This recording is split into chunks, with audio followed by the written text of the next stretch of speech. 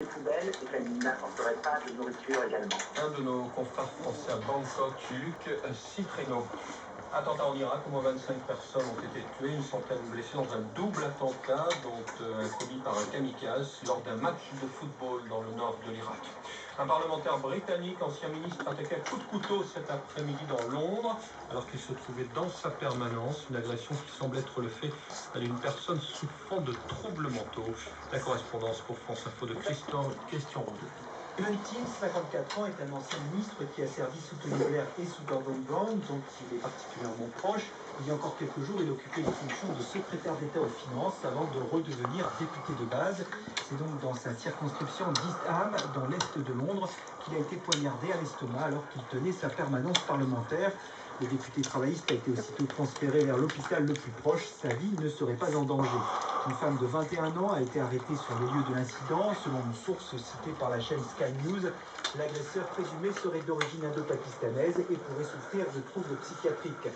En Grande-Bretagne, les anciens ministres n'ayant pas occupé de portefeuille à risque ne bénéficient pas de protection particulière lorsque cessent leurs fonctions ministérielles.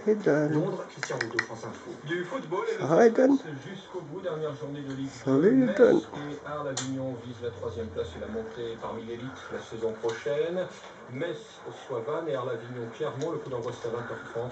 Quant à Vannes, Châteauroux et Guingamp ainsi que Strasbourg, ils sont menacés par la descente en national. Verdict donc dans la soirée, évidemment en direct sur France Info. Et puis aussi du rugby, l'heure de vérité pour Toulouse qui dispute ce soir sa 17e demi-finale consécutive. En championnat de France, le Stade Toulousain affronte Perpignan, tenant du titre à Montpellier. C'est à partir de 20h45, là encore en direct sur France Info.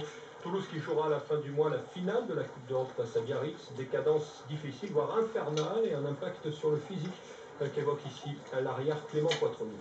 Je ne mets aucune pression par rapport au championnat de France, étant donné qu'on a notre finale de Coupe d'Europe et qu'on est concentré dessus. On joue certainement de manière plus tendue en championnat. Pour nous, l'objectif, c'est vraiment cette finale qui approche. Physiquement, ça va parce que c'est vrai qu'on parle souvent du physique avec le nombre de matchs. Bien sûr, c'est primordial à l'approche des phases finales. C'est souvent ce qui fait la différence. Nous, on se sent relativement bien. C'est toujours plus facile de rebondir quand ça gagne. On ne rentre jamais sur un terrain pour perdre un match. Les joueurs qui seront présents feront le maximum, quelle que soit l'équipe en ligne. Maintenant, quand même, ça commence un petit peu à peser dans les organismes. La saison a été longue. Même si on y met beaucoup de bonne volonté mentalement, c'est quand même pas simple. Clément Poitreau, l'arrière de Toulouse. L'autre demi-finale opposera demain samedi Clermont à l'équipe de Toulon. Du tennis, Gaël Monfils balayé par Rafael Nadal en quart de finale du Master 1000 de Madrid. Le Français n'a pas pesé bien lourd, dominé 6-1, 6-3 en quart de finale par l'Espagnol. Kim Clijsters déclare forfait pour les internationaux de Roland Garros. La Belge est insuffisamment remise d'une blessure au pied gauche.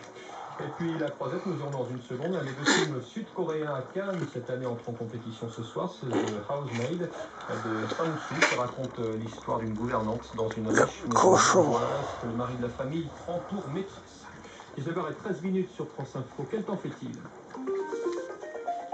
France Info Météo avec Illico Travaux, réseau national de courtage pour tous les travaux d'amélioration.